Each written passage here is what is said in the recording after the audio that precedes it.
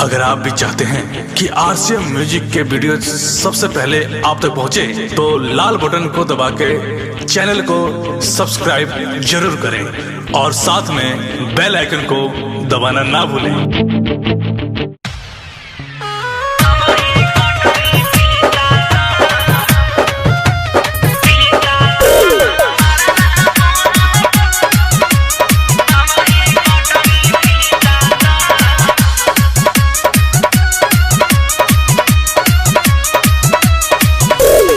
भूल गइलू जहिया से भातार वाला भइलू हो, होते बियाह कहे एतना बदल गइलू हो।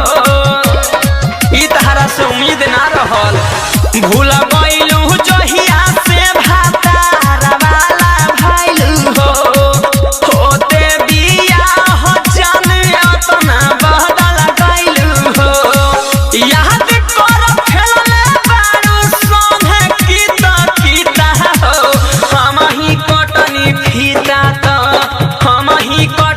फीता तो तोरा भातरा बनल पीता हो, हम ही कटनी फीता तो तोरा मरदा बनल पीता हो, हम ही कटनी फीता तो बड़ा भातार वाला भइल बारू।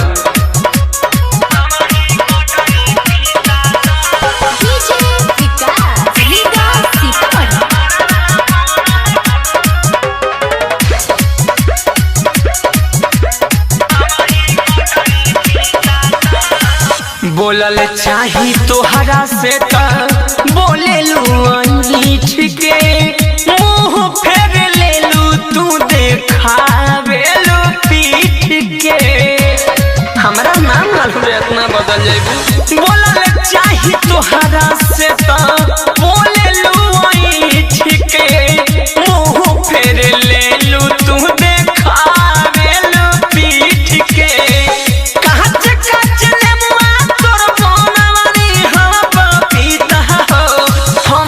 कटनी फीता तो हम ही कटनी फीता तो तोरा भातरा बनल पीता हो, हम ही कटनी फीता तो तोरा मरदा बनल पीता हो, हम ही कटनी फीता तो।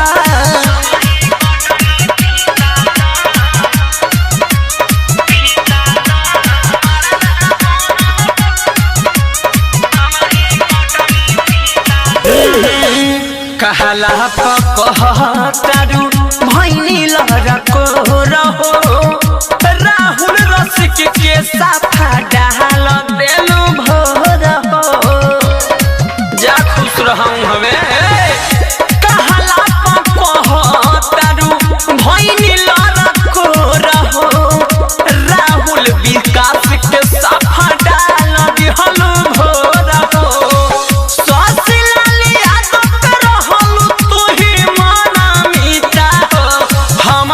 कटनी फीता तो सब हमार नामों का तोरा मरदा बना पीता हो, हम ही कटनी फीता तो तोरा भातरा बनल पीता हो, हम ही कटनी फीता तो जो धोखेबाज। भूल गइलू जहिया से भातार वाला भइलू हो, होते बियाह कहे एतना बदल गइलू हो। ई तहरा से उम्मीद ना रहल। भूला